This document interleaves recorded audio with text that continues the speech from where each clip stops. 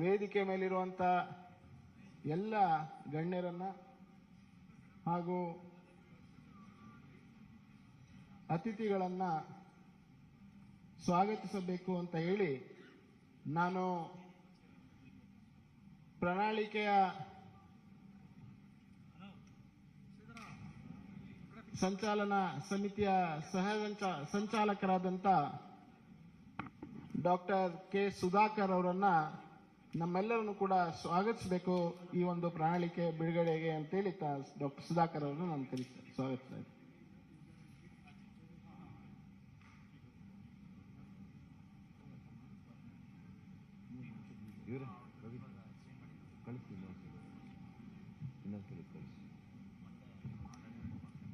ಎಲ್ಲರಿಗೂ ನಮಸ್ಕಾರ. ನಮ್ಮೆಲ್ಲರ ರಾಷ್ಟ್ರೀಯ ಭಾರತೀಯ ಜನತಾ ಪಕ್ಷದ ಅಧ್ಯಕ್ಷರು ಸನ್ಮಾನ್ಯ ಶ್ರೀ JP ನಡ್ಡಾಜಿ ಅವರೇ, ನಮ್ಮ ನಾಯಕರು ಮಾನ್ಯ ಮುಖ್ಯಮಂತ್ರಿಗಳು ಶ್ರೀ ಬಸವರಾಜ ಬೊಮ್ಮಾಯಿಜಿ ಅವರೇ, ಅದೇ ರೀತಿ ನಮ್ಮ ಹಿರಿಯ ನಾಯಕರು, ನಮ್ಮ ನಿಕಟಪೂರ್ವ ಮುಖ್ಯಮಂತ್ರಿಗಳು ಆಗಿರ್ತಕ್ಕಂಥ ಶ್ರೀ BS ಯಡಿಯೂರಪ್ಪಜಿ ಅವರೇ, ಅದೇ ರೀತಿ ನಮ್ಮ ರಾಜ್ಯ BJPಯ ಅಧ್ಯಕ್ಷರಾಗಿರ್ತಕ್ಕಂಥ ಮಾನ್ಯ ಶ್ರೀ ನಳಿನ್ ಕುಮಾರ್ ಕಟೀಲ್ ರವರಿಗೆ ಕೂಡ ಈ ಸುದ್ದಿಗೋಷ್ಠಿಗೆ ಸ್ವಾಗತವನ್ನು ಬಯಸ್ತೇನೆ. ನಮ್ಮ ಕೇಂದ್ರ ಸಚಿವರು ನಾಯಕರು ಆಗಿರ್ತಕ್ಕಂಥ ಶ್ರೀ ಪ್ರಹ್ಲಾದ್ ಜೋಶಿರವರಿಗೆ ಕೂಡ ಸ್ವಾಗತವನ್ನು ಬಯಸ್ತೇನೆ. ಮಾಜಿ ಕೇಂದ್ರ ಸಚಿವರು, ಮಾಜಿ ಮುಖ್ಯಮಂತ್ರಿಗಳು ಆಗಿರ್ತಕ್ಕಂಥ ಶ್ರೀ DV ಸದಾನಂದ ಗೌಡರವರಿಗೆ ಕೂಡ ಸ್ವಾಗತವನ್ನು ಬಯಸ್ತೇನೆ.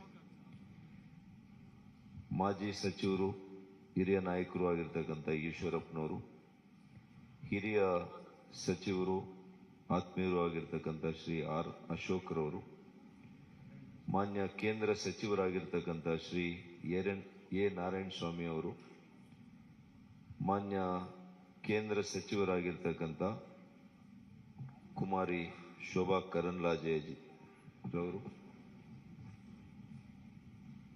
ಮಾನ್ಯ ಸಚಿವರಾಗಿರ್ತಕ್ಕಂಥ ಶ್ರೀ B ಶ್ರೀರಾಮುಲು ಅವರು, ಮಾಜಿ ಸಚಿವರು, ಹಿರಿಯ ನಾಯಕರಾಗಿರ್ತಕ್ಕಂಥ ಶ್ರೀ ಅರವಿಂದ್ ಲಿಂಬಾವಳಿ ಅವರು, ವಿಧಾನ ಪರಿಷತ್ನ ಸದಸ್ಯರಾಗಿರ್ತಕ್ಕಂಥ ಶ್ರೀ ಚೆಲುವಾದಿ ನಾರಾಯಣ ಸ್ವಾಮಿ ಅವರು, ವಿಧಾನ ಪರಿಷತ್ನ ಸದಸ್ಯರಾಗಿರ್ತಕ್ಕಂಥ KS ನವೀನ್ ಹಾಗೂ ಸಹ ಸಂಚಾಲಕರು ಈ ಪ್ರಣಾಳಿಕೆಯಲ್ಲಿ, ಅವ್ರಿಗೂ ಕೂಡ ನಾನು ಸ್ವಾಗತವನ್ನು ಬಯಸ್ತಾ, ಮತ್ತೊಬ್ಬರು ಕೇಂದ್ರ ಸಚಿವರು ಪ್ರಣಾಳಿಕೆಯಲ್ಲಿ ಬಹಳಷ್ಟು ನಮಗೆ ಸಹಕಾರವನ್ನು ನೀಡಿರ್ತಕ್ಕಂಥ ಶ್ರೀ ಭಗವಂತ್ ಖೂಬಾಜಿರವರಿಗೆ ಕೂಡ ವಿಶೇಷವಾಗಿರ್ತಕ್ಕಂಥ ಸ್ವಾಗತವನ್ನು ಬಯಸ್ತಾ, ಕೇಂದ್ರದಿಂದ ಬಂದಿರತಕ್ಕಂಥ ಅನೇಕ ಹಿರಿಯ ಮುಖಂಡರುಗಳು, ರಾಜ್ಯಸಭಾ ಸದಸ್ಯರುಗಳು, ಸಂಸದರು, ವಿವಿಧ ವಿಭಾಗಗಳ ಮುಖ್ಯಸ್ಥರು ಆಗಿರ್ತಕ್ಕಂಥ ಎಲ್ಲರಿಗೂ ಕೂಡ ಸ್ವಾಗತವನ್ನು ಬಯಸ್ತಾ, ಇವತ್ತು ಈ ಪ್ರಣಾಳಿಕೆ ಬಿಡುಗಡೆಯ ಒಂದು ಕ್ಷಣಗಣನೆ ಇರೋದ್ರಿಂದ ಇವತ್ತು ನಮ್ಮ ರಾಷ್ಟ್ರೀಯ ಅಧ್ಯಕ್ಷರು, ನಮ್ಮ ಮಾನ್ಯ ಮುಖ್ಯಮಂತ್ರಿಗಳು, ನಮ್ಮೆಲ್ಲ ನಾಯಕರುಗಳು ಕೂಡ ಇವತ್ತು ಬಿಡುಗಡೆ ಮಾಡೋರಿದ್ದಾರೆ.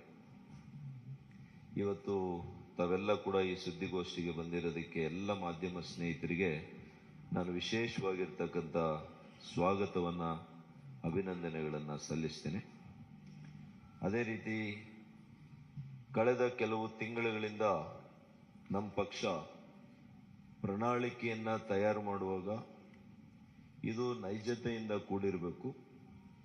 ಈ ರಾಜ್ಯದ ಪ್ರತಿಯೊಬ್ಬ ವ್ಯಕ್ತಿ, ಪ್ರತಿಯೊಂದು ವಿಭಾಗದಲ್ಲಿ ಕೂಡ ಅವರ ಸಲಹೆಗಳನ್ನು ಪಡೆದು ಅವರಿಗೆ ಉಪಯೋಗ ಆಗುವಂತ ರೀತಿಯಲ್ಲಿ ಈ ನಾಡನ್ನು ಕಟ್ಟಬೇಕು. ನವ ಕರ್ನಾಟಕದಿಂದ ನವ ಭಾರತವನ್ನ ನಿರ್ಮಾಣ ಮಾಡುವಂತ ಆಶಯದೊಂದಿಗೆ ನಮ್ಮ ಮಾನ್ಯ ಪ್ರಧಾನಮಂತ್ರಿಗಳು ನರೇಂದ್ರ ಮೋದಿ ಅವರು ಹೇಳಿರೋ ಹಾಗೆ ಇವತ್ತು ಈ ರಾಜ್ಯವನ್ನ, ಈ ನಾಡನ್ನ ಕಟ್ಟುವಾಗ ಮುಂದಿನ 25 ವರ್ಷಗಳ ದೃಷ್ಟಿಕೋನವನ್ನ ಇಟ್ಕೊಂಡು ಯುವಕರಿಗೆ ಸಬಲೀಕರಣದ ಮೂಲಕ ಸಮಾಜದ ಸಬಲೀಕರಣದ ಮೂಲಕ ನಮ್ಮ ಆಡಳಿತವನ್ನು ನಾವು ನೀಡಿ ಅದರ ಮೂಲಕ ಸಂಪದ್ಭರಿತ ಕರ್ನಾಟಕ ಆಗಬೇಕು ಅನ್ನುವಂಥ ವಿಚಾರದಲ್ಲಿ ನಾವು ಈ ಪ್ರಣಾಳಿಕೆಯಲ್ಲಿ ಸಿದ್ಧ ಮಾಡಿದ್ದೇವೆ. 38 ವಿವಿಧ ಕ್ಷೇತ್ರಗಳಲ್ಲಿ ಸುಮಾರು 170 ವಿಧಾನಸಭಾ ಕ್ಷೇತ್ರಗಳಲ್ಲಿ ನಾವು ಸಲಹೆ ಸಂಗ್ರಹವನ್ನು ಮಾಡಿದ್ದೇವೆ. ನಮಗೆ ಆಶ್ಚರ್ಯ ಆಯಿತು. ಇವತ್ತು ಆನ್ಲೈನ್ನಲ್ಲಿ ವೆಬ್ಸೈಟ್ನ ಮೂಲಕ 29,306 ಸಲಹೆಗಳು ನಮಗೆ ಇಲ್ಲಿವರೆಗೂ ಕೂಡ ಬಂದಿದ್ದಾವೆ. ವಾಟ್ಸ್ಆ್ಯಪ್ ಮೂಲಕ ಬಂದಿದ್ದಾವೆ, ಮಿಸ್ಡ್ ಕಾಲ್ಸ್ ಮೂಲಕ ಬಂದಿದ್ದಾವೆ. ಒಟ್ಟು 6 ಲಕ್ಷ ಸಲಹೆಗಳು ಇವತ್ತು ಇಡೀ ರಾಜ್ಯದಿಂದ ನಮ್ಮೆಲ್ಲ ಏನು ವಿಜಯ ಸಂಕಲ್ಪ ಯಾತ್ರೆ ಕೈಗೊಂಡಾಗ, ಬೂತ್ ಅಭಿಯಾನ ಕೈಗೊಂಡಾಗ, ನಮ್ಮ ವಿಧಾನಸಭೆ ಕ್ಷೇತ್ರದಲ್ಲಿ ನಾವು ಸಲಹಾ ಸಂಗ್ರಹ ಸಮಿತಿ ಸಭೆಗಳನ್ನು ಕೈಗೊಂಡಾಗ ಇವೆಲ್ಲ ಸಲಹೆಗಳು ಕೂಡ ನಮಗೆ ಬಂದಿದೆ. ನಾನು ಕೇಂದ್ರ ಸಚಿವರಿಗೆ, ಕೇಂದ್ರ ನಾಯಕರಿಗೆ ನಾನು ಈ ಸಂದರ್ಭದಲ್ಲಿ ಅಭಿನಂದನೆ ಸಲ್ಲಿಸ್ತೇನೆ. ಸುಮಾರು 17 ರಾಷ್ಟ್ರೀಯ ನಾಯಕರು ಕೂಡ ಈ ನಮ್ಮ ಪ್ರಣಾಳಿಕೆ ಸಿದ್ಧ ಮಾಡುವಂತ ಸಭೆಗಳಲ್ಲಿ ಅವರು ಭಾಗವಹಿಸಿದ್ರು. ಅವರಿಗೆ ವಿಶೇಷ ಕೃತಜ್ಞತೆಯನ್ನ ನಾನು ಅರ್ಪಿಸ್ತೇನೆ. ಅದೇ ರೀತಿ ಆಯಾ ವಿಷಯ ತಜ್ಞರು, ವಿಶೇಷವಾಗಿರ್ತಕ್ಕಂತಹ ಪರಿಣಿತರು, ಇವ್ರ ಕಡೆಯಿಂದ ಕೂಡ ನಾವು ಚರ್ಚೆ ಮಾಡಿ ಸುಮಾರು 900 ಸಲಹೆಗಳು ಅವ್ರ ಕಡೆಯಿಂದ ಕೂಡ ಬಂದಿದ್ದಾವೆ. ಮತ್ತು ಅದರ ಜೊತೆಗೆ 50 ಸೆಕ್ಟೋರಲ್ ಎಕ್ಸ್ಪರ್ಟ್ಸ್ ಅಂತ ಇದ್ರು.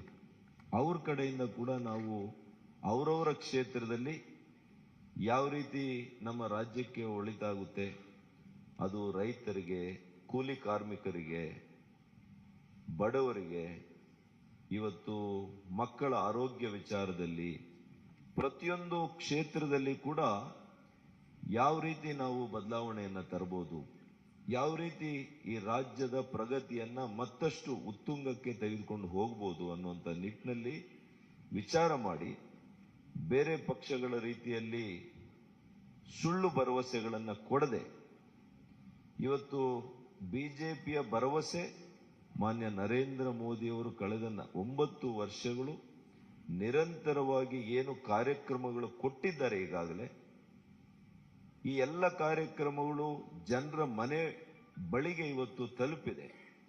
ಅದೇ ಇವತ್ತು ಜನರು ನಮ್ಮ ಮೇಲಿಟ್ಟಿರ್ತಕ್ಕಂಥ ವಿಶ್ವಾಸ. ಹಾಗಾಗಿ ನಮ್ಮ ಭರವಸೆಯಲ್ಲಿ ಅವರಿಗೆ ವಿಶ್ವಾಸ ಇದೆ. ಬೇರೆ ಪಕ್ಷಗಳು ಈ ರೀತಿಯ ಭರವಸೆಗಳನ್ನ ಬೇರೆ ರಾಜ್ಯಗಳಲ್ಲಿ 13 ರಾಜ್ಯಗಳಲ್ಲಿ ಕೊಟ್ಟಿದ್ದಾರೆ. ಆದರೆ ಆ ಪಕ್ಷಗಳನ್ನ ಆ ರಾಜ್ಯಗಳಲ್ಲಿ ತಿರಸ್ಕಾರ ಮಾಡಿದ್ದಾರೆ. ಯಾಕೆ ಅಂದ್ರೆ ಅವರುಗಳ ಮೇಲಾಗ್ಲಿ, ಅವರ ಭರವಸೆಗಳ ಮೇಲಾಗ್ಲಿ ಯಾವುದೇ ಇವತ್ತು ವಿಶ್ವಾಸ ಜನರಿಗೆ ಈ ದೇಶದಲ್ಲಿಲ್ಲ. ಯಾವ ರಾಜ್ಯಗಳಲ್ಲಿ ಅವರು ಆಡಳಿತಕ್ಕೆ ಬಂದಿದ್ದಾರೆ, ಉದಾಹರಣೆಗೆ ರಾಜಸ್ಥಾನ, ಮಧ್ಯಪ್ರದೇಶ, ಸ್ವಲ್ಪ ದಿನ ಮಹಾರಾಷ್ಟ್ರದಲ್ಲಿ, ಅಲ್ಲಿ ಅವರು ಕೊಟ್ಟಂತ 5 ವರ್ಷಗಳ ಹಿಂದೆ ಕೊಟ್ಟಂತ ಭರವಸೆಗಳಲ್ಲಿ ಕೆಲಸ ಅವರು ಮಾಡಿರೋದ್ರಿಂದ ಇವತ್ತು ಜನರು ಅವರನ್ನ ಯಾರು ಕೂಡ ವಿಶ್ವಾಸಕ್ಕೆ ತೆಗೆದುಕೊಳ್ಳುವಂತ ಪ್ರಶ್ನೆ ಇಲ್ಲ. ಇವತ್ತು ನಾವು ಆರೋಗ್ಯಯುಕ್ತ ನಾಡನ್ನ ಮಾಡಬೇಕು, ಸಂಪದ್ಭರಿತ ನಾಡನ್ನ ಮಾಡಬೇಕು, ಯುವಕರಿಗೆ ಅವ್ರ ಕಾಲ ಮೇಲೆ ನಿಂತು ಆರ್ಥಿಕ ಚೈತನ್ಯ ಸಬಲೀಕರಣ ಮಾಡಬೇಕು, ಮಹಿಳೆಯರನ್ನ ಮುಖ್ಯ ವಾಹಿನಿಗೆ ತರಬೇಕು, ಮತ್ತು ದಯನೀಯ ಸ್ಥಿತಿಯಲ್ಲಿರ್ತಕ್ಕಂತಹ ವಯೋವೃದ್ಧರು, ಇವತ್ತು ಅಂಗವಿಕಲರು ಮತ್ತು ಇವತ್ತು ವಿಧವೆಯರು, ಇವರಿಗೆ ವಿಶೇಷವಾಗಿರ್ತಕ್ಕಂಥ ಉತ್ತೇಜನವನ್ನ ಇವತ್ತು ನಮ್ಮ ರಾಷ್ಟ್ರೀಯ ನಾಯಕರು, ನಮ್ಮ ಅಧ್ಯಕ್ಷರು, ಮಾನ್ಯ ಮುಖ್ಯಮಂತ್ರಿಗಳು ಏನೆಲ್ಲ ಇವತ್ತು ಘೋಷಣೆಯನ್ನ ಮಾಡ್ತಾರೆ, ಇದು ನೈಜತೆಯಿಂದ ಕೂಡಿರ್ತಕ್ಕಂಥದ್ದು. ನಮ್ಮ ಆರ್ಥಿಕ ಸ್ಥಿತಿಗತಿಗಳನ್ನ ಅರ್ತಿರ್ತಕ್ಕಂಥ ಮಾನ್ಯ ಮುಖ್ಯಮಂತ್ರಿಗಳು ಇದನ್ನ ವಿಶೇಷವಾಗಿ ಗಮನವನ್ನು ಇಟ್ಟು ಕಾರ್ಯಕ್ರಮವನ್ನು ರೂಪಿಸಿದ್ದಾರೆ. ಇವತ್ತು ಮಹಿಳೆಯರಿಗೆ ಏನಿವತ್ತು ಸಿಲಿಂಡರ್ ಬೆಲೆ ಇರ್ಬೋದು, ಅದಕ್ಕೆ ಯಾವ ರೀತಿ ಅದನ್ನ ಇವತ್ತು ಮಾಡಬೇಕು ಪ್ರಣಾಳಿಕೆ ಅನ್ನುವಂಥದ್ದನ್ನ ಇದೆಲ್ಲವನ್ನು ಕೂಡ ನಾವು ಉದ್ದೇಶ ಮಾಡಿ ಅನುಭವ ಇರತಕ್ಕಂಥವರು ನಂತಕ್ಕಂಥ ಕೃತಜ್ಞತೆಯನ್ನ ಅಭಿನಂದನೆಯನ್ನ ಸಲ್ಲಿಸ್ತೇನೆ. ಮತ್ತು ನಮ್ಮ ಎಲ್ಲ ಹಿರಿಯ ನಾಯಕರು ನಮಗೆ ಮಾರ್ಗದರ್ಶನ, ಸಲಹೆ, ಸೂಚನೆಯನ್ನ ಕೊಟ್ಟು ಇವತ್ತು ಈ ರಾಜ್ಯದ ಪ್ರಣಾಳಿಕೆ, ಭಾರತೀಯ ಜನತಾ ಪಕ್ಷದ ಪ್ರಣಾಳಿಕೆ ಮುಂದೆ ಈ ರಾಜ್ಯವನ್ನ ಕಟ್ಟುವಂತಹ ಒಂದು ಅದ್ಭುತವಾಗಿರ್ತಕ್ಕಂಥ ಪ್ರಣಾಳಿಕೆ ಆಗುತ್ತೆ. ನಾವು ಭಗವದ್ಗೀತೆಯನ್ನ ಎಷ್ಟು ಭಕ್ತಿಯಿಂದ ಇವತ್ತು ನಾವು ನೋಡ್ತೇವೆ, ಅಷ್ಟೇ ಭಕ್ತಿಯಿಂದ ಇವತ್ತು ನಮ್ಮ ಪ್ರಣಾಳಿಕೆಯನ್ನ ನಾವು ಇವತ್ತು ಕಂಡುಕೊಳ್ತೀವಿ ಅಂತ ಹೇಳಿ ಇವತ್ತು ನನ್ನ ಮಾತನ್ನು ಮುಗಿಸ್ತೀನಿ. ನಮಸ್ಕಾರ.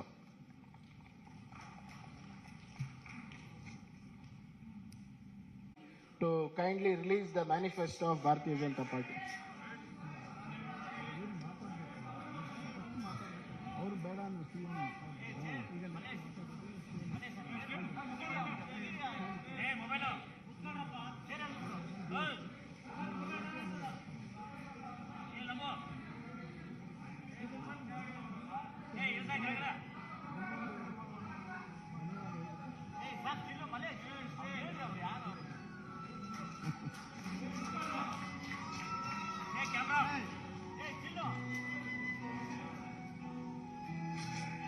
Sorry, sir.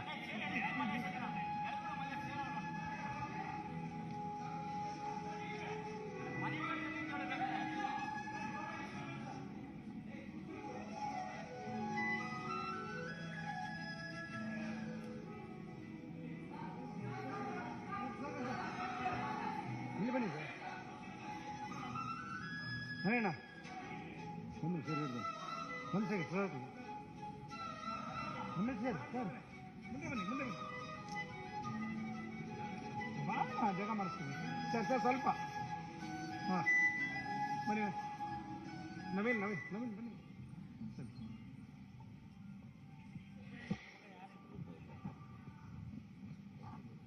ಪ್ರಣಾಳಿಕೆಯ ಬಿಡುಗಡೆಯನ್ನು ಮಾಡಿದಂಥ ಎಲ್ಲ ನಮ್ಮ ನಾಯಕರಿಗೆ, ಮಾನ್ಯ ರಾಷ್ಟ್ರೀಯ ಅಧ್ಯಕ್ಷರಿಗೆ ಧನ್ಯವಾದಗಳನ್ನು ತಿಳಿಸ್ತಾ, ಈಗ ತಮ್ಮೆಲ್ಲರೂ ಉದ್ದೇಶಿಸಿ ಮಾನ್ಯ ಮುಖ್ಯಮಂತ್ರಿಗಳಾದಂಥ ಶ್ರೀ ಬಸವರಾಜ ಬೊಮ್ಮಾಯಿ ಅವರು ಉದ್ದೇಶಿಸಿ ಮಾತನಾಡಬೇಕು ಅಂತೇಳಿ ವಿನಂತಿಯನ್ನು ಮಾಡ್ತೇನೆ.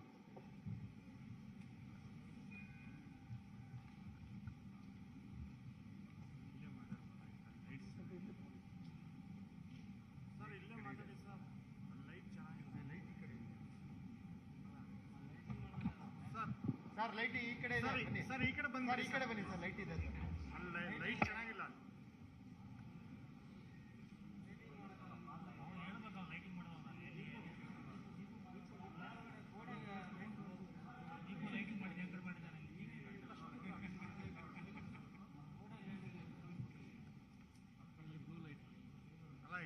ಲೈಟ್ ಆದ್ರೂ ಇದೆಯಲ್ಲ ಅಟ್ಲೀಸ್ಟ್. ನಮ್ಮೆಲ್ಲರ ನಾಯಕರು, ರಾಷ್ಟ್ರೀಯ ಭಾರತೀಯ ಜನತಾ ಪಕ್ಷದ ಅಧ್ಯಕ್ಷರಾದಂಥ ಸನ್ಮಾನ್ಯ ಶ್ರೀ ಜೆ.ಪಿ. ನಡ್ಡಾಜಿಯವರೇ, ರಾಜ್ಯದ ಭಾರತೀಯ ಜನತಾ ಪಕ್ಷದ ಅಧ್ಯಕ್ಷರಾದಂಥ ನಳಿನ್ ಕುಮಾರ್ ಕಟೀಲ್ ಅವರೇ, ನಮ್ಮೆಲ್ಲರ ಹಿರಿಯ ನೆಚ್ಚಿನ ನಾಯಕರಾದಂಥ ಶ್ರೀ ಬಿ.ಎಸ್. ಯಡಿಯೂರಪ್ಪಜಿಯವರೇ, ಹಾಗೂ ಮಾಜಿ ಮುಖ್ಯಮಂತ್ರಿಗಳಾದಂಥ ಸದಾನಂದ ಗೌಡಜಿಯವರೇ, ಹಾಗೂ ನಮ್ಮ ಕ್ಯಾಂಪೇನ್ ಕಮಿಟಿಯ ಅಧ್ಯಕ್ಷರಾದಂಥ ಶ್ರೀಮತಿ ಶೋಭಾ ಕರಂದ್ಲಾಜೆಯವರೇ, ಅಶೋಕ್ ಅವರೇ, ಮತ್ತು ಈ ಪ್ರಣಾಳಿಕೆಯ ಸಮಿತಿಯ ಸಂಚಾಲಕರಾಗಿ ಕೆಲಸ ಮಾಡಿದಂಥ ಡಾಕ್ಟರ್ ಸುಧಾಕರ್ ಅವರೇ, ವೇದಿಕೆ ಮೇಲೆ ಇರುವಂಥ ಎಲ್ಲ ಹಿರಿಯ ನಾಯಕರೇ, ಇಲ್ಲಿ ಅಪಾರ ಸಂಖ್ಯೆಯಲ್ಲಿ ನೆರೆದಿರುವಂಥ ನನ್ನ ಮಾಧ್ಯಮದ ಸ್ನೇಹಿತರು, ಭಾರತೀಯ ಜನತಾ ಪಕ್ಷ the party with the difference. ಈ ಹಿನ್ನೆಲೆಯಲ್ಲಿ ಇಡೀ ರಾಷ್ಟ್ರದ ಆಡಳಿತ ಚುಕ್ಕಾಣಿ ಹಿಡಿದಿರುವಂಥ ಒಂದು ಪಕ್ಷ, ರಾಜ್ಯದಲ್ಲಿ ಆಡಳಿತ ಮಾಡುತ್ತಿರುವಂಥ ಒಂದು ಪಕ್ಷ,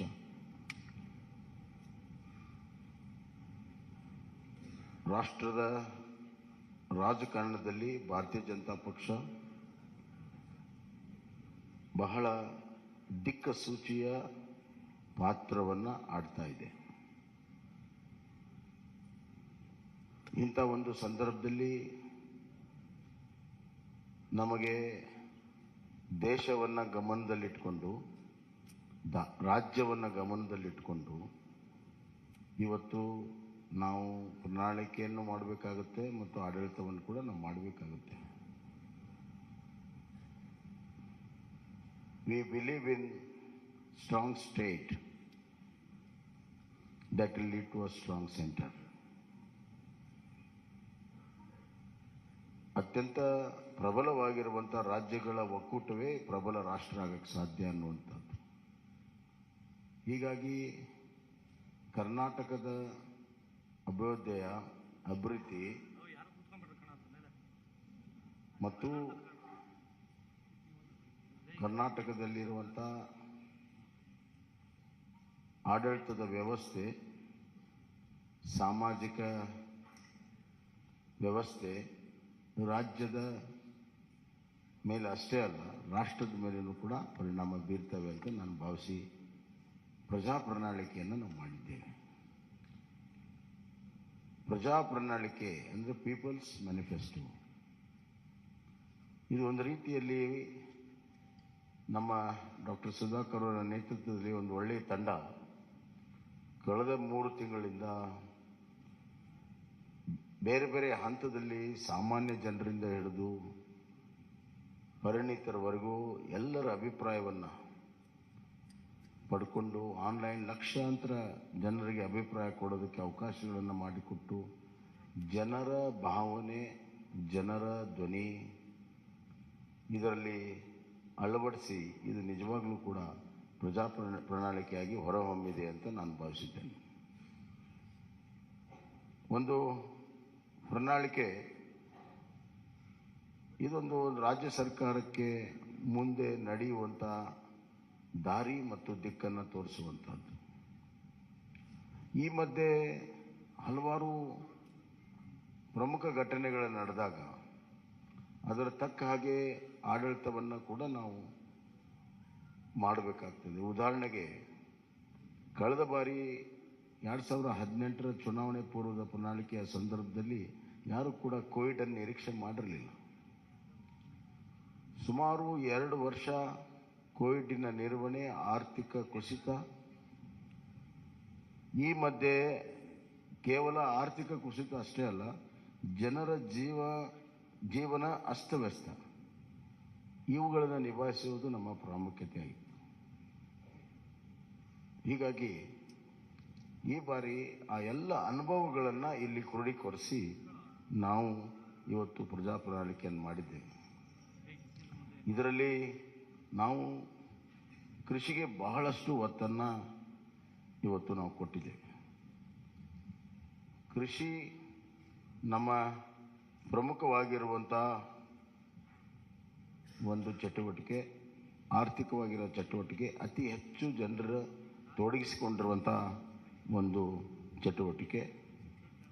ಹೀಗಾಗಿ ಇವತ್ತು ಕಿಸಾನ್ ಸನ್ಮಾನ್ ಯೋಜನೆಯಿಂದ ಹಿಡಿದು ರೈತ ವಿದ್ಯಾನಿಧಿವರೆಗೂ ಹಲವಾರು ಕೃಷಿ ಯೋಜನೆಗಳನ್ನು ಈಗಾಗಲೇ ನಾವು ಮಾಡಿದ್ದೇವೆ ಮತ್ತು ನಮ್ಮ ಬಜೆಟ್ನಲ್ಲಿಯೂ ಕೂಡ ಕೃಷಿಗೆ ಭಾಳಷ್ಟು ಒತ್ತನ್ನು ಕೊಟ್ಟಿದ್ದೇವೆ. ಶೂನ್ಯ ಬಡ್ಡಿ ಸಾಲವನ್ನು 5 ಲಕ್ಷಕ್ಕೆ ಏರಿಸುವಂಥದ್ದು, ಆವರ್ತ ನಿಧಿ 3600ಕ್ಕೆ ಏರಿಸಿರುವಂಥದ್ದು, ಆಪತ್ಕಾಲದಲ್ಲಿ ರೈತರ ಬೆಳೆದಂಥ ಬೆಳೆಗಳನ್ನು ಖರೀದಿ ಮಾಡಲು, ಮತ್ತು ಇದಲ್ಲದೆ ರೈತರ ವೈಯಕ್ತಿಕವಾಗಿರುವಂಥ ಇನ್ಶೂರೆನ್ಸನ್ನು ಮಾಡಿರುವಂಥದ್ದು, ರೈತರಿಗೆ ಬೀಜ ಗೊಬ್ಬರ ಕೊಡಲು ಸೀಸನ್ಗಿಂತ ಮುಂಚೆ 10,000 ರೂಪಾಯಿ ಕೊಡುವಂಥದ್ದು ಈಗಾಗಲೇ ಬಜೆಟಲ್ಲಿ ಕೂಡ ನಾವು ಘೋಷಣೆಯನ್ನು ಮಾಡಿದ್ದೇವೆ. ಇದಲ್ಲದೆ ಮುಂದಿನ 5 ವರ್ಷದಲ್ಲಿ ನಾವು 1,000 ಕೃಷಿ ಉತ್ಪಾದನಾ ಕೇಂದ್ರಗಳನ್ನು, ಅದರಲ್ಲಿ ಮೀನು ಕೃಷಿ ಉತ್ಪಾದನಾ ಕೇಂದ್ರ ಸಮೇತವಾಗಿ 1,000 ಕೇಂದ್ರಗಳನ್ನು ತೆರೆಯುವಂಥದ್ದು ಮತ್ತು ನಮ್ಮ ನೀರಾವರಿ ಯೋಜನೆಗಳನ್ನು ಪೂರ್ಣ ಮಾಡುವಂಥ ಒಂದು ಸಂಕಲ್ಪ ಅದಲ್ಲದೆ ಇವತ್ತು ಒಂದು ಆಪತ್ಕಾಲೀನ ಒಂದು ದೊಡ್ಡ ನಿಧಿಯನ್ನು ಸ್ಥಾಪನೆ ಮಾಡಬೇಕನ್ನುವಂಥ ಒಂದು ದೂರದೃಷ್ಟಿಯ ಮಹತ್ವಾಕಾಂಕ್ಷೆಯ ನಮ್ಮ ಅಗ್ರೋ ಫಂಡನ್ನು ಕ್ರಿಯೇಟ್ ಮಾಡುವಂಥದ್ದು ಮತ್ತು ಸಪ್ಲೈ ಚೈನ್ಗಳನ್ನು ಒದಗಿಸುವಂಥದ್ದು ಅಲ್ಲದೆ ಸಿರಿಧಾನ್ಯಕ್ಕೆ ಹೆಚ್ಚು ಈಗಾಗಲೇ ನಮ್ಮ ರಾಷ್ಟ್ರೀಯ ಮಟ್ಟದಲ್ಲಿ ನಮ್ಮ ಪಕ್ಷ ಮತ್ತು ಸರ್ಕಾರ ನರೇಂದ್ರ ಮೋದಿಜಿಯವರು ಸಿರಿಧಾನ್ಯಕ್ಕೆ ಒತ್ತನ್ನು ಕೊಟ್ಟಿದ್ದಾರೆ. ಸಿರಿಧಾನ್ಯ ಉತ್ಪಾದನೆಗೆ ಅತಿ ಹೆಚ್ಚು ಮಹತ್ವವನ್ನು ಕೊಡುವಂಥ ಕೆಲಸವನ್ನು ಇವತ್ತು ನಾವು ಮಾಡ್ತಾ ಇದ್ದೇವೆ. ಸಾವಯವ ಕೃಷಿಗೆ ಒತ್ತನ್ನು ಕೊಡುವಂಥದ್ದು ಕೂಡ ಈಗಾಗಲೇ ಮಾಡಿದ್ದೇವೆ. ಹೈನುಗಾರಿಕೆ ಮೀನುಗಾರಿಕೆಗೆ ನಾವು ಇವತ್ತು ಭಾಳ ಮಹತ್ವವನ್ನು ಕೊಟ್ಟಿದ್ದೇವೆ. ಸಾಮಾಜಿಕವಾಗಿ ಬಡವರ ಕಲ್ಯಾಣಕ್ಕಾಗಿ ನಾವು ಭಾಳಷ್ಟು ಮಹತ್ವವನ್ನು ಕೊಟ್ಟಿದ್ದೇವೆ. ಸಬ್ಕೆ ಸಾಥ್ ಸಬ್ಕಾ ವಿಕಾಸ್ ಸಬ್ಕಾ ವಿಶ್ವಾಸ್ ಮತ್ತು ಸಬ್ಕಾ ಪ್ರಯಾಸ್ ಅಂತ ಏನು ಪ್ರಧಾನಮಂತ್ರಿಗಳು ಹೇಳಿದ್ದಾರೆ, ಆ ನಿಟ್ಟಿನಲ್ಲಿ ಇವತ್ತು ಬಡವರಿಗಾಗಿ ವಿಶೇಷವಾಗಿರುವಂಥ ಒಂದು ಕಾರ್ಯಕ್ರಮವನ್ನು ಕೊಟ್ಟಿದ್ದೇವೆ. ಅದರಲ್ಲಿ ಪ್ರಮುಖವಾಗಿ ಇವತ್ತು ನಾವು ನಗರ ಪ್ರದೇಶದಲ್ಲಿ 5 ಲಕ್ಷ ಮನೆ, ಗ್ರಾಮೀಣ ಪ್ರದೇಶದಲ್ಲಿ 10 ಲಕ್ಷ ಮನೆ, ಪರ್ ಯೂನಿಟ್ ಕಾಸ್ಟ್ ಮನೆಯದು 5 ಲಕ್ಷ ರೂಪಾಯಿಗೆ ಏರಿಸಿದ್ದೇವೆ. 2 ಲಕ್ಷದಿಂದ 5 ಲಕ್ಷ ರೂಪಾಯಿಗೆ ಈಗಾಗಲೇ ಇದೆ, ಅದನ್ನು 5 ಲಕ್ಷ ರೂಪಾಯಿಗೆ ಏರಿಸಿದ್ದೇವೆ. ಎರಡನೇದಾಗಿ ಈ ಪೋಷಣಾ ಯೋಜನೆಯಲ್ಲಿ BPL ಕುಟುಂಬಗಳಿಗೆ ಪ್ರತಿದಿನ ಅರ್ಧ ಲೀಟರ್ ನಂದಿನಿ ಹಾಲನ್ನು ಕೊಡುವಂಥದ್ದು. ಇದು 5 kg ಅಕ್ಕಿ ಏನು ಕೊಡ್ತಾ ಇದ್ದೇವೆ, ಅದರ ಜೊತೆಗೆ ಇನ್ನು 5 kg ಸಿರಿಧಾನ್ಯವನ್ನು ಕೊಡ್ತಾ ಇದ್ದೀವಿ. ಅಂದರೆ ಒಟ್ಟು 10 kg ನಾವು ಪಡಿತರ ವ್ಯವಸ್ಥೆಯಲ್ಲಿ ಕೊಡ್ತೀವಿ. 5 kg ಅಕ್ಕಿ, 5 kg ಸಿರಿಧಾನ್ಯ, ಒಟ್ಟು 10 kg. ಅದರ ಜೊತೆಗೆ ಇವತ್ತು ನಾವು ಪೋಷಣಾ ಇದರಲ್ಲಿ ಅರ್ಧ ಲೀಟರ್ ನಂದಿನಿ ಹಾಲನ್ನು ಪ್ರತಿ BPL ಕುಟುಂಬಕ್ಕೆ ಪ್ರತಿ ದಿವಸ ಕೊಡುವಂಥ ವ್ಯವಸ್ಥೆಯನ್ನು ನಾವು ಮಾಡ್ತೇವೆ. ಮತ್ತು ಇದು ಅನ್ನ ಮತ್ತು ಸಿರಿಧಾನ್ಯ ಒಳಗೊಂಡಿರುವಂಥ ಪಡಿತರ ಕಿಟ್ ಇರ್ತದೆ. ಆರೋಗ್ಯಕರವಾದಂಥ ಆಹಾರ ಕೊಡೋದು ಬಹಳ ಮುಖ್ಯ. ಇಲ್ಲಿ ಘೋಷಣೆಗೋಸ್ಕರ ಘೋಷಣೆ ಅಥವಾ ಚುನಾವಣೆಗೋಸ್ಕರ ಘೋಷಣೆ ಮಾಡುವಂಥದ್ದಿಲ್ಲ. ನಾವು ಅದಕ್ಕೆ ಪೈಪೋಟಿ ಇಲ್ಲ. ಸಮತೋಲನದ ಆಹಾರ ಕೊಡೋ ಸಲುವಾಗಿ ಈ ಒಂದು ಕೆಲಸ ಕಾರ್ಯಗಳನ್ನು ನಾವು ಮಾಡಿದ್ದೇವೆ ಅನ್ನುವಂಥ ಮಾತನ್ನು ನಾನು ಹೇಳಕ್ಕೆ ಇಚ್ಛೆಪಡ್ತೇನೆ. ಮತ್ತು ಪ್ರತಿ ಮನೆಗೆ 5 ಲಕ್ಷ ರೂಪಾಯಿ ನೆಟ್ ಕಾಸ್ಟ್ ಈಗಾಗಲೇ ಹೇಳಿದ್ದೀನಿ. ಆರೋಗ್ಯದಲ್ಲಿ ನಾವು ಆಯುಷ್ಮಾನ್ ಭಾರತ ಕರ್ನಾಟಕ ಯೋಜನೆ ಅಡಿಯಲ್ಲಿ ಪ್ರತಿ BPL ಕುಟುಂಬಕ್ಕೆ ವರ್ಷಕ್ಕೆ 10 ಲಕ್ಷ ಪ್ರತಿ BPL ಕುಟುಂಬಕ್ಕೆ ವಿಮಾ ಮೊತ್ತವನ್ನು 5 ಲಕ್ಷದಿಂದ ಹೆಚ್ಚಿಸುತ್ತೇವೆ. ಈಗಾಗಲೇ ಆಯುಷ್ಮಾನ್ ಕಾರ್ಡ್ನಲ್ಲಿ 5 ಲಕ್ಷ ರೂಪಾಯಿ ಇದೆ, ಲಿಮಿಟು 5 ಲಕ್ಷ ರೂಪಾಯಿ ಇದೆ ಇನ್ಶೂರೆನ್ಸ್ದು. ಅದನ್ನು 10 ಲಕ್ಷ ರೂಪಾಯಿಗೆ ನಾವು ಏರಿಸ್ತಾ ಇದ್ದೇವೆ. ಅಂದರೆ ನಮ್ಮ ಕರ್ನಾಟಕ ಸರ್ಕಾರ ಅದಕ್ಕೆ 5 ಲಕ್ಷ ರೂಪಾಯಿ ಅಷ್ಟು ಇನ್ಶೂರೆನ್ಸ್ಗೆ ಮೊತ್ತವನ್ನು ಕೊಡ್ತೀವಿ ಅಂತ. ಹೀಗೆ ಹಲವಾರು ಯೋಜನೆಗಳನ್ನು ಇವತ್ತು ನಾವು ಮಾಡಿದ್ದೇವೆ. ಹಿರಿಯ ನಾಗರಿಕರಿಗೆ ಆರೋಗ್ಯ ತಪಾಸಣೆ ಮಾಡುವಂಥದ್ದು, ಮಿಷನ್ ಸ್ವಾಸ್ಥ್ಯ ಕರ್ನಾಟಕ ಮತ್ತು ಎಲ್ಲ ತಾಲೂಕುಗಳಲ್ಲಿ ಕಿಮೋಥೆರಪಿ ಡಯಾಲಿಸಿಸ್ ಸೇವೆ ಸಿಗುವಂಥದ್ದು ಈಗೆಲ್ಲ ತಾಲೂಕಿನಲ್ಲಿಲ್ಲ. ಬರುವಂಥ ದಿನಗಳಲ್ಲಿ ಕಿಮೋಥೆರಪಿ ಮತ್ತು ಡಯಾಲಿಸಿಸ್ ಮಾಡುವಂಥದ್ದು. ಶಿಕ್ಷಣಕ್ಕೆ ಭಾಳಷ್ಟು ಒತ್ತನ್ನು ನಾವು ಕೊಟ್ಟಿದ್ದೇವೆ. NEP ಈಗಾಗಲೇ ಕರ್ನಾಟಕ ಮೊದಲನೇ ರಾಜ್ಯ ಇದೆ, ಅದನ್ನು ಅಳವಡಿಸಿರುವಂಥದ್ದು.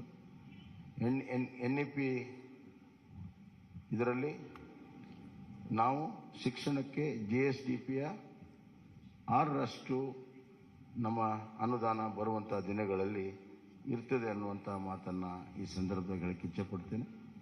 ಎಲ್ಲ ವಿವರಗಳು ಇಲ್ಲಿ ಪ್ರಕಟವಾಗಿದ್ದಾವೆ, ಎಲ್ಲವನ್ನು ನಾನೇ ಹೇಳಬೇಕಂತಿಲ್ಲ. ಆದರೆ ಇದು ಜನರಿಂದ ಜನರಿಗೋಸ್ಕರ ಜನಪರವಾಗಿರುವಂಥ ಪ್ರಜಾ ಪ್ರಣಾಳಿಕೆಯನ್ನು ನಾವು ಮಾಡಿದ್ದೇವೆ. ಬರುವಂಥ ದಿನಗಳಲ್ಲಿ ಕಲ್ಯಾಣ ಕರ್ನಾಟಕ ಆಗಬೇಕಾದ್ರೆ ಒಂದು ಕುಟುಂಬ ಶಿಕ್ಷಣ, ಆರೋಗ್ಯ, ಉದ್ಯೋಗ, ಸಂತೋಷವಾಗಿರುವಂಥ ಗಮನದಲ್ಲಿಟ್ಟುಕೊಂಡು ಹಲವಾರು ಯೋಜನೆಗಳನ್ನು ಮಾಡಿದ್ದೇವೆ. ಇದರ ಜೊತೆಗೆ ಆರ್ಥಿಕವಾಗಿ ಎಕನಾಮಿಕಲಿ ಕರ್ನಾಟಕವನ್ನು ಒಂದು ವೈಬ್ರೆಂಟ್ ಸ್ಟೇಟ್ ಮಾಡಬೇಕನ್ನುವಂಥದ್ದು ಕೂಡ ನಾವು ತೀರ್ಮಾನ ಮಾಡಿದ್ದೇವೆ. ಪ್ರಧಾನಮಂತ್ರಿಗಳ $1 ಟ್ರಿಲಿಯನ್ಗೆ $5 ಟ್ರಿಲಿಯನ್ $1 ಟ್ರಿಲಿಯನ್ ಕಾಂಟ್ರಿಬ್ಯೂಷನ್ ಕರ್ನಾಟಕ ಮಾಡಬೇಕನ್ನುವಂಥ ಗುರಿಯಿಂದ ಅದರಲ್ಲಿ ಇಂಡಸ್ಟ್ರಿಯಲೈಸೇಷನ್ನು ಮತ್ತು IT, BT ಎಲ್ಲ ಸೆಕ್ಟರಲ್ಲೂ ಕೂಡ ನಾವು ಹೆಚ್ಚಿನ ಒಂದು ಪ್ರೋತ್ಸಾಹ ಕೊಡುವಂಥದ್ದು ಕೂಡ ನಾವು ಮಾಡಿದ್ದೇವೆ. So economical infrastructure, social infrastructure and taking care of the vulnerable section, SC, ST, poor people, women, youth, hige, and ultimately the farmer is a very important factor in this growth engine. 1% growth in agriculture leads to 4% growth in manufacturing and 10% in service sector. We believe in it and we have worked out this. ಆದ್ದರಿಂದ ಇದೊಂದು ಪ್ರಜಾ ಪ್ರಣಾಳಿಕೆ ಜನ ಸ್ವೀಕಾರ ಮಾಡ್ತಾರೆ, BJPಗೆ ಬೆಂಬಲವನ್ನು ಕೊಡ್ತಾರೆ, ಮತ್ತೆ BJPಗೆ ಸರ್ಕಾರ ಮಾಡುವಂಥ ಅವಕಾಶವನ್ನು ಕರ್ನಾಟಕದಲ್ಲಿ ಸಂಪೂರ್ಣ ಬಹುಮತದಿಂದ ಕೊಡ್ತಾರೆ ಅಂತ ವಿಶ್ವಾಸವನ್ನು ವ್ಯಕ್ತಪಡಿಸಿ ನನ್ನ ಮಾತನ್ನು ಮುಗಿಸ್ತೇನೆ. ಸನ್ಮಾನ್ಯ ಮುಖ್ಯಮಂತ್ರಿಗೆ ಧನ್ಯವಾದಗಳನ್ನು ಹೇಳ್ತಾ ಈಗ ನಮ್ಮೆಲ್ಲರೂ ಉದ್ದೇಶಿಸಿ ಸನ್ಮಾನ್ಯ DS ಯಡಿಯೂರಪ್ಪಾಜಿ ಅವರು ನಮ್ಮೆಲ್ಲರೂ ಉದ್ದೇಶಿಸಿ ಮಾತನಾಡಬೇಕು ಅಂತ ನಾವು ವಿನಂತಿ ಅವರೇ.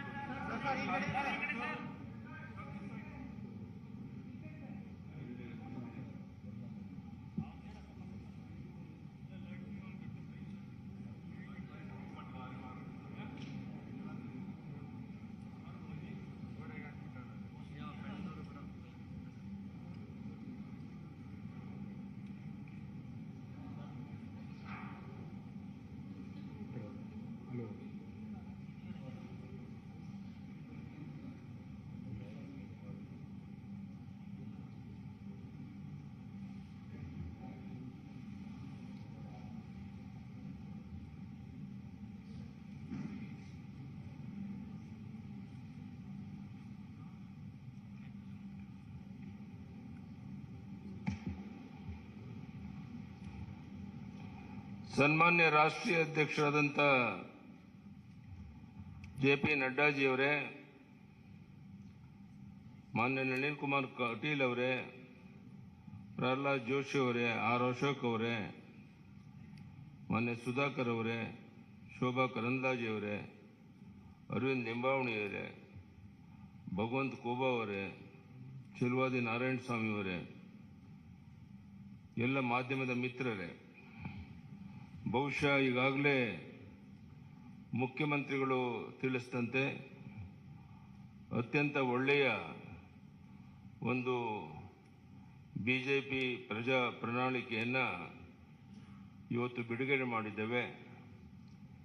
ಎಲ್ಲ ವರ್ಗದ ಜನರಿಗೆ ಅನುಕೂಲ ಆಗೋ ರೀತಿಯಲ್ಲಿ ರೈತರ, ಮಹಿಳೆಯರ ಸಬಲೀಕರಣವನ್ನು ಕಣ್ಮುಂದೆ ಇಟ್ಕೊಂಡು ಈ ಬಡ್ಜೆಟನ್ನು, ಈ ಒಂದು ಪ್ರಜಾ ಪ್ರಣಾಳಿಕೆಯನ್ನು ಬಿಡುಗಡೆ ಮಾಡಿದ್ದೇವೆ.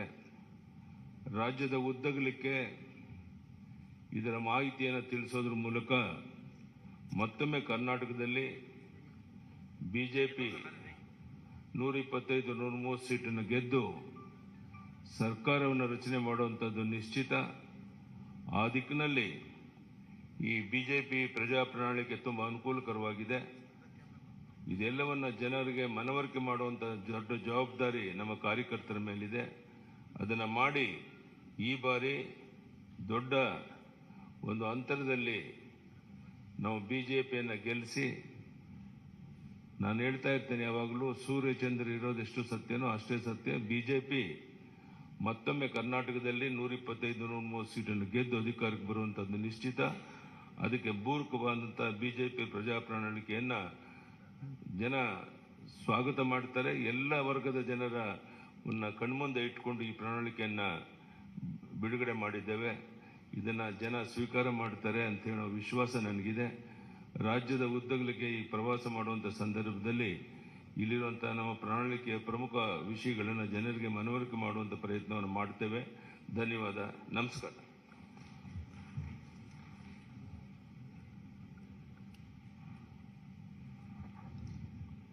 ನಮ್ಮೆಲ್ಲರನ್ನ ಉದ್ದೇಶಿಸಿ ಮಾತನಾಡಿದಂಥ ಶ್ರೀ BS ಯಡಿಯೂರಪ್ಪಾಜಿ ಅವರಿಗೆ ವಂದನೆಗಳನ್ನು ತಿಳಿಸ್ತಾ, ಈಗ ನಮ್ಮೆಲ್ಲರನ್ನ ಉದ್ದೇಶಿಸಿ ನಮ್ಮ ಭಾರತೀಯ ಜನತಾ ಪಾರ್ಟಿಯ ರಾಷ್ಟ್ರೀಯ ಅಧ್ಯಕ್ಷರು, ನಮ್ಮೆಲ್ಲರ ನಾಯಕರು ಆದಂಥ ಸನ್ಮಾನ್ಯ ಶ್ರೀ ಜಗತ್ ಪ್ರಕಾಶ್ ನಡ್ಡಾಜಿ ಅವರು ತಮ್ಮನ್ನು ಉದ್ದೇಶಿಸಿ ಮಾತನಾಡಬೇಕು ಅಂತೇಳಿ ನಾನು ಅವರಿಗೆ ವಿನಂತಿಯನ್ನು ಮಾಡ್ತೀನಿ. I now ಹಂಬಲಿ request our beloved national president Shri Jagat Prakash Nadda ji to kindly address the media on the release of our Praja Pranalike.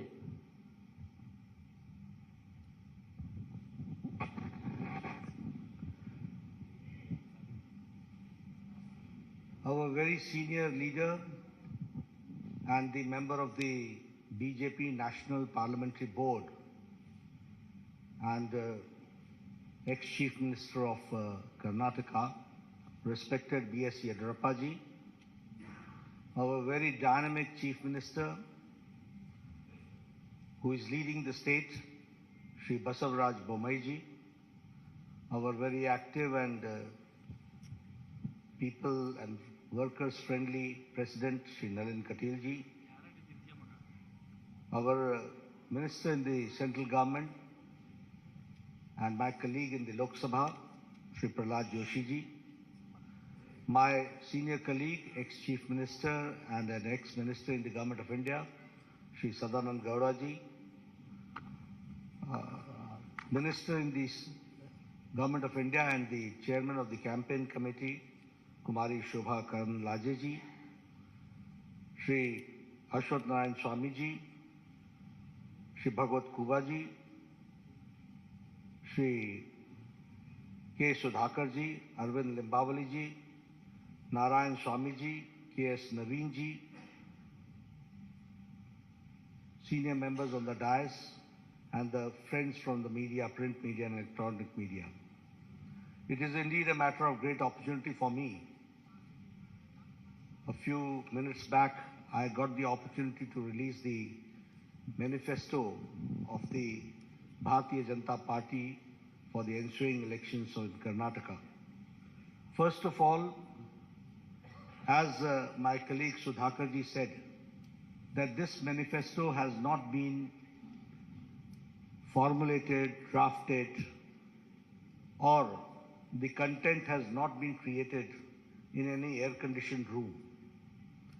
A due exercise has been done, and after a great amount of toil and perseverance by our workers who visited every nook and corner of the state, got the suggestions and connected to the thousands of hundred households that this content has been created, which is in the form of this manifesto. Here I would also like to remind you that when Yediyurappa ji took over and later on Mr. Bommai continued and when the baton was handed over to him, I can say that the Bharatiya Janata Party government converted the calamity into an opportunity. The pandemic of COVID-19, the floods, all that was converted into an opportunity. And if I speak in Hindi, I'll say, आपदा को अवसर में बदलने का काम येडियुरप्पा जी और बोम्मई जी ने किया. And because of that, we can say that now Karnataka is reaching a 1 trillion economy. That we have to understand. One thing more I would like to say here is about the 6 years of the Indian National Congress misrule, where the good work done by Bharatiya Janata Party was a great setback because of the reverse gear government of Siddaramaiah, which ruled the state. We should also remember that during Siddaramaiah's regime, it was the looting of the natural resources, it was letting the criminal and antisocial elements run amok, and appeasing a certain section of the society only to consolidate their vote bank and playing the politics of vote bank. When I talk about the reverse gear government, we remember 2014 to 2019, where all the good policies of Prime Minister Modi's government was brought to halt in Karnataka. And that was the black day when the Karnataka saw. Here I would like to explain in detail also, because you will say that I'm giving a very passing, sweeping statement. But it is not a passing, sweeping statement. I would like to give you and quantify my contention which I'm saying. And when I say so, I will say tab or ab. Then and now, we have to understand the difference. And utilizing the opportunity, I would like to make it very clear that when Prime Minister Modi had asked about the Pradhan Mantri Kisan Samman Nidhi, where the people of Karnataka were to get the benefit of it, the Siddaramaiah government sent the names, and the number of the names of the Kisan and the farmer was on record 1717. This is called halting the development.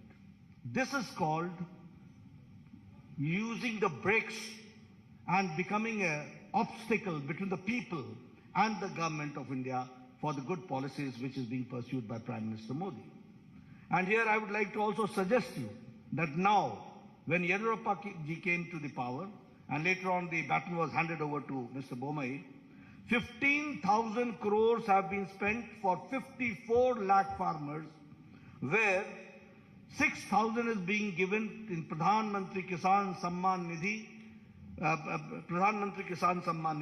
and 4,000 is given as a top-up by Bommai government, by Yediyurappa government, and 10,000 rupees is given to 54 lakh farmers of Karnataka. This is a classic example of double engine government. If I talk about Yashasvi scheme, which was started by my very senior leader, whom we are very proud of, Mr. Yediyurappa, that Yashasvi scheme was scrapped by Congress party. And in 2018, the insurance scheme was scrapped, and it was only revived by the Bharatiya Janata Party government, and it ensured a registration of 32 lakh farmers. So we have to understand, what do we mean by double engine? If we have got double engine, there is a trouble engine. We are there for development, they are for the reverse gear. We are there to give the pace to the development, they are there to put brakes to the development. That we have to understand. If I talk about the Bhagya Lakshmi Yojana, it was for a secure future of the girl child, and giving 3,000 rupees annual fixed deposit in their name. Almost 3 lakh beneficiaries, women were there, 3 lakh children were there. And when the Congress government came, that is the Siddaramaiah's most anti-people government came, then the Bhagya Lakshmi scheme was reduced to 65,000. And when again Yediyurappa ji came to power and Bommai ji came to power, now I am happy to share with you that almost 3 lakh children are insured under Bhagya Lakshmi Yojana. This change has taken place. If I talk about foreign direct investment, I am happy to share with you. When I say that it's a 1 trillion economy Karnataka is reaching, I would also like to share that Karnataka is now, under the leadership of Yediyurappa ji and Bommai ji, is now where the foreign direct investment is, Karnataka is number 1 in foreign direct investment. And in Congress regime, it was 1,75,000 lakh crores, and now it is 3,21,000 lakh crores. That we have to understand. If I talk about the average irrigation budget, it was 11,600 crore during Congress regime, and now it is 21,201 crore, which is an increase of 80% that we have to understand. If I talk about the establishment of health and wellness centers, I was the health minister at that point of time when Sardar Dyal was the chief minister. And with a lot of push by the government of India and by the support of government of India, the Congress regime could only open 548 health and wellness centers were operationalized. But under Bommai ji's regime, health and wellness centers has reached the number of 8,618. This is the pace of the government in the health sector that we have to understand. During Congress regime, there was a breakdown of law and order, and the PFI was given a free hand to terrorize people, and you will be astonished to know that Bengaluru became the second most unsafe city for women in India, and that was the time when Mr. Siddaramaiah withdrew 175 criminal cases against PFI, Popular Front of India. But when BJP came, PFI was banned, NIA was given a free hand, and 41,000 security cameras were installed across the city, enhancing women's safety. I'm giving you the statistics, the data, which says that how we are working and how we want to bring the change. When I talk about the double engine, we are delivering best without rest, and the achievements of the government of India and government of Karnataka I would like to share with you. Bommai ji started this Raita Vidya Yojana, and 725 crore worth scholarship of 11 lakh children were given to farmers' sons, landless, to the farmers, to the landless, to the laborers, to the weavers, to the fishermen, to the cab drivers, to the auto rickshaw drivers, under the scheme of Vidya Nidhi scheme, which is Vidya Nidhi Yojana. If I talk about the development, as Mr. Bommai had talked about, that the farmers are getting 10,000 per year, in which 15,000 crores is being directly transferred to the Kisan, 6,000 from the government of India, 4,000 from the government of Karnataka, which comes to 10,000 rupees per year, that we have to understand. The revolutionary changes have taken place. We have talked about the economic nyaya, justice, economic justice, and now we are talking about the social justice. It was a long pending demand, but it was under Chief Minister Bommai ji that the SC got the reservation, scheduled caste got the reservation enhanced from 15% to 17%, 2% enhanced. And the ST got from 3% to 7%, and 4% was enhanced. The Vokalingas reservation was enhanced by 2%. The Lingayats reservation was enhanced by 2% under the 2D category, and the Vokalingas in the 2C categories. And here I would like to say, justice to all, appeasement to none. And so the unconstitutional reservation given to minorities was repealed. This we have to understand. And the double engine government delivered justice to the long pending issues. I'm talking about the long pending issues. which no government had the audacity to even touch these issues. They ignored it once for all. But when BJP government came, we tried to resolve, and the Upper Bhadra lift irrigation project, which was allocated the first installment of 5,300 crores and by the union budget. And the same way, Kalasa Banduri project, the state budget gave 1,000 crores.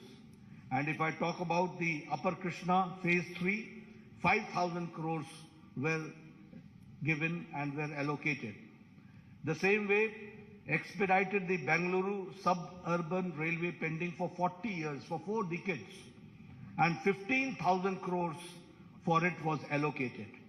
The same way, the long pending 3,526 unrecorded Lambani Tandas and Kurba Hatis were declared as new revenue villages, and they were given the Hak Patras, which we call as the Haku Patras, and 1,75,000 beneficiaries have benefited out of it. This I'm talking how the long-standing demands have been meted out, that I'm sharing with you. The same way, the 5,000 crore rupees were given to KKRDB in the state budget in this year 2023-24 for formed Kittur Kannada Development Authority. And after Modi government introduced the national education policy in 2020, I would like to share with you that the Karnataka government and the education department, in implementing the national education policy, is number one. That we have to understand. The same way, 1 IIT, 4 medical colleges, 7 medical universities, and 2 triple ITs have also been established in the state of Karnataka. If I talk about the Arogyakara Karnataka, the best state in the country, by establishing 8,618 health and wellness centers. 270 sanctioned Namma clinics have started functioning, including 108 in the Bengaluru itself. If I talk about, which Bomeji also talked about, is about the 1,38,000 Ayushman Bharat Arogya Karnataka have been issued. Here you see the Ayushman Bharat and the Arogya Karnataka, both together have taken care of the common man, that we have to understand, and 37 lakh poor people have availed this facility. If I talk about the super specialty, you will be astonished to note that the super specialty hospital in Kumta, multi-specialty hospital in Sirsi, 8 super specialty blocks costing 150 crore in Karnataka, Institute of Medical Sciences, Hubli, and critical care blocks in Kolar, in Bagalkot, in Yadgiri, in Gadak, in Chikmagaluru, Ramnagara, Vijayanagara, and Doda Balapura has been established, that we have to understand. If I talk about the Karnataka, which attracted 3.21 lakh, as I said, in the FDI, foreign direct investment. I would like to share with you how things work and how governments work. It was in 2008 that the Shimoga airport, the foundation stone was laid. And in 2013, when Sitaramaiah came, it was full brakes were applied. From 2013 to 2019, not even one brick was put in Shimoga airport. And in 2019 to 2023, only in a short span of 4 years, Shimoga airport was dedicated to the people of Karnataka. That we have to understand. If I talk about the airports, certainly I would like to share with you that the Kalaburgi airport is operational, and now 6 airports are being constructed. The same way, Tumkur, Chitradurga, Davangere railway line, Bagalkot, Kudachi and Gadagwadi railway line are expedited. Historic increase in railway budget has been 9 times. That we have to again understand the development part has taken place. The Vande Bharat train which started in South India from Mysuru, Bangalore to Chennai, is again a very classical example of the development of modern India and the connectivity which we are certainly going to witness, which we have certainly witnessed. We have also, I would like to share here, that we have talked about infrastructure, we have talked about health, we have talked about education, we have talked about social justice, we have talked about economic development, but here we have also taken care of historic steps to protect and revive the glorious culture of Karnataka and the Kannadigas. And for that, Anti-Cow Slaughter Act was passed in 2021. Anti-conversion law was passed in 2022. Undertaking comprehensive development of Anjanadri Hill, which is the birthplace of Anjaneya Swami, Sri Anjaneya Swami, 100 crore has been allocated for it. And the Anubhav Mantapa, 612 crores for the honor of the Sri Basveshwara, and again undertaking the construction of the majestic Rama Mandira at Ramnagara. All this shows how we have tried to revive the historic culture of Karnataka and the pride of the Kannadigas that we have taken care. Now, introducing the manifesto, coming to the manifesto, you'll say that I've gone a long way only to give you the background. What does the seriousness of a manifesto means? Why I've elaborated and elucidated all these points in detail? Because you should understand that how governments work, who are the people behind putting the brakes in the development of Karnataka, who are the people who have who shed their crocodile tears and the reality is something different. Who are the people who are anti-Karnataka and Kannadiga, that we have to understand. And that is why I elucidated with facts and with data in front of you. But when I introduce this manifesto, which is, as we call it, as the Praja Ya BJP Ya Praja Pranalike, which means it is a people's manifesto. And when I say that it is Pranalike, the people's manifesto, it is built on the solid foundation of development. It is a manifestation of the double engine government, how the double engine government works. This manifesto is futuristic and is a vision document which fulfills the Prime Minister Modi ji's vision of Viksit Bharat, developed India, and the same way it also shows the prosperity and the Naya Karnataka during the Amrit Kal in the next 25 years. So this is the foundation which we have taken care in this manifesto. Here I would also like to share with you that the manifesto is different from the Congress, which talks about guarantees, which has an outdated warranty. Where everything, they talk about guarantee which has got an outdated warranty. They have never given anything. They have only talked about it. But when we say we mean it, and it is the manifesto, which is forward-looking document, it contains a realistic, achievable promise which will fulfill the aspirations of Karnataka's youth, farmer, women, weavers, middle class, SC, ST communities, and also all sections of the society will be taken care. Our manifesto is centered around 6 themes. And these 6 themes are 6A. Number 1 is Anna, which means food security. Number 2 is Akshara, which means quality education. Arogya, which means affordable and accessible health care. Adaya, which means assured income support. And Abhaya, social justice for all. And Aviruddhi means development, prosperity for all. Under these 6 six themes our manifesto is centered around. And through this vision document, we have tried to restore the prosperity of Karnataka and the glory days of the Vijayanagara Empire. That is what we want. And for that, it is the foundation which we are, through this manifesto, we are keeping, and we are trying to see that in next 25 years, how do we go forward.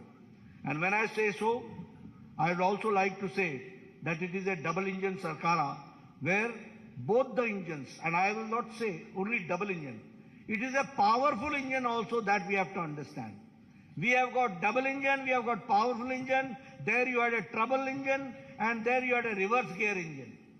That you have to understand. And only applying brakes was there.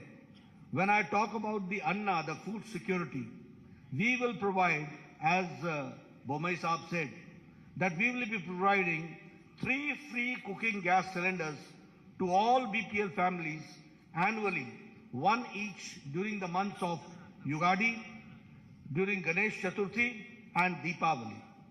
The same way, we will set up an Atal Ahar Kendra in every ward of every municipal corporation in the state to provide affordable, quality and healthy food across the state.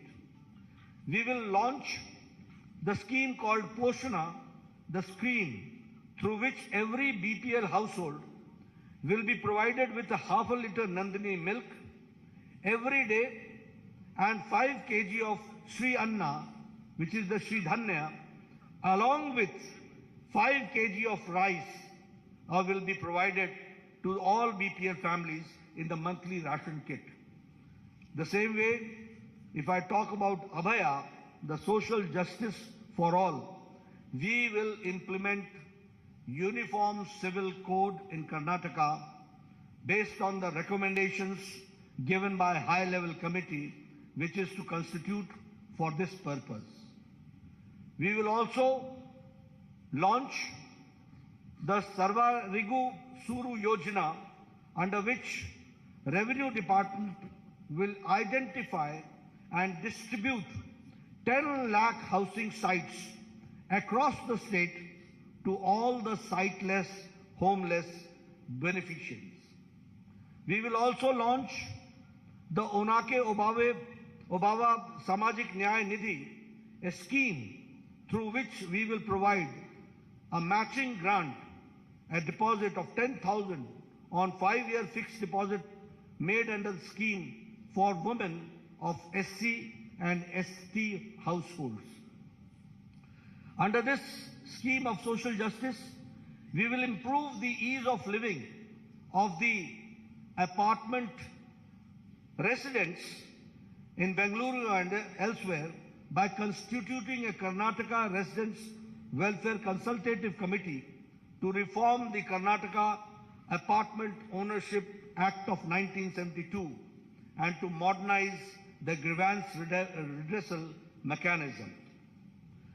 If I talk about the Akshara, the third main pillar and the theme, which is the quality education, we will introduce Vishweshwaraya Vidya Yojana, under which state government will partner with individuals and with institutions for holistic upgradation of the government schools and to make them top class standards. We will launch a Samanvaya scheme which will, in collaboration with SMEs and ITIs, and generate dynamic ecosystem of education and employment for all talented young professionals. We will provide a career support to all aspirational youth for providing financial incentives for students to pursue their coaching in IAS, in KS, in banking and in government jobs. As far as the Arogya is concerned, which we call as the affordable and accessible healthcare, we will strengthen the public healthcare infrastructure through Mission Swasthya Karnataka by establishing one Namma clinic equipped with diagnostic facilities in every ward of municipal corporation. Additionally, we will provide a free and annual master health checkup for senior citizens. For Vriddhi, prosperity and development for all, we will establish SCR, State Capital Region in Bengaluru, encompassing the comprehensive city development strategy, cohesive transportation networks, and cutting-edge digital integration. Transform Karnataka into a premier hub. Electric vehicles will be given their full support, and by setting up charging stations supporting 1,000 startups, we will be supporting 1,000 startups for converting and also converting BMTC buses into fully electric buses and creating EV city outside the Bangalore. We will set up 30,000 crore for K Agriculture Fund to establish micro cold storage facilities, agro processing units in all Gram Panchayats, undertake modernization and digitization of APMCs, accelerate farm mechanization, establish 5 new agro-industry clusters and 3 new food processing parks supported by 1,000 strong FPOs. As far as the Adaya is concerned, assured income support, we will allocate 1,500 crore to develop Kalyan Circuit, Banwasi Circuit, Parshurama Circuit, Kaveri Circuit, and Gangapura Corridor to transform Karnataka into India's most favored tourist destination. We will also broaden the scope of the production-linked incentive scheme by incorporating a comprehensive plan that encompasses logistics, industrial clusters, connectivity, and export facilities, generating 10 lakh manufacturing jobs beyond Bengaluru, outside Bengaluru. I'm not talking about Bangalore, but outside in the rural areas that we are going to do. We'll see to it that Karnataka's rich culture and the land of culture is fully enriched and supported by the government schemes. Friends, these are the 6 themes under which we have tried to see to it that all schemes are taken and undertaken and developed.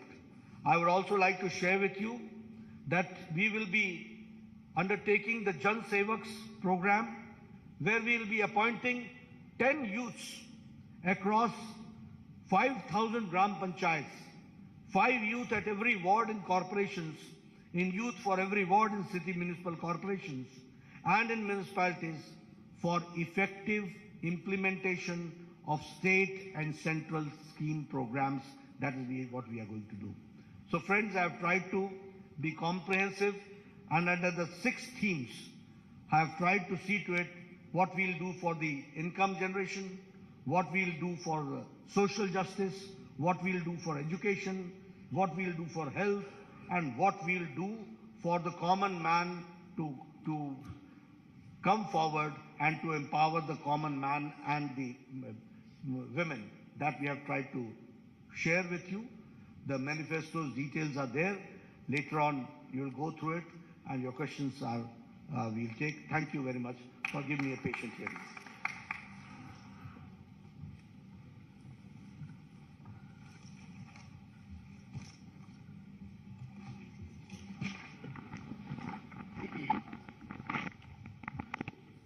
ಆರು ಪ್ರಮುಖ ಸೂತ್ರಗಳ ತಲಹದಿಯಲ್ಲಿ ನಮ್ಮ ಪ್ರಜಾ ಪ್ರಣಾಳಿಕೆಯ ಇವತ್ತು ಬಿಡುಗಡೆಯನ್ನು ಮಾಡಿ ನಮ್ಮೆಲ್ಲರನ್ನ ಉದ್ದೇಶಿಸಿ ಮಾತನಾಡಿದಂಥ ನಮ್ಮ ರಾಷ್ಟ್ರೀಯ ಅಧ್ಯಕ್ಷರಾದಂಥ ಸನ್ಮಾನ್ಯ ಶ್ರೀ JP ನಡ್ಡಾಜಿ ಅವರಿಗೆ ನಾನು ಧನ್ಯವಾದಗಳನ್ನು ಸಮರ್ಪಣೆಯನ್ನು ಮಾಡಿ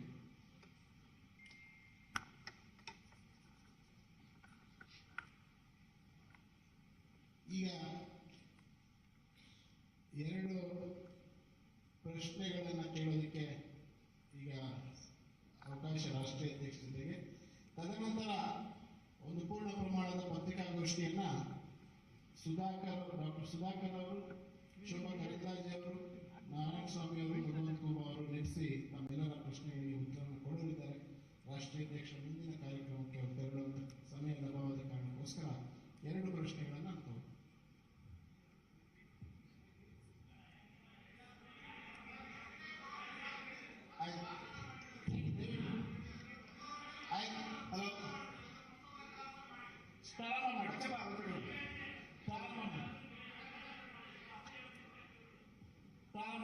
ಕ್ಷಮಿಸಿ ತಾವು ಪ್ರಾರಂಭ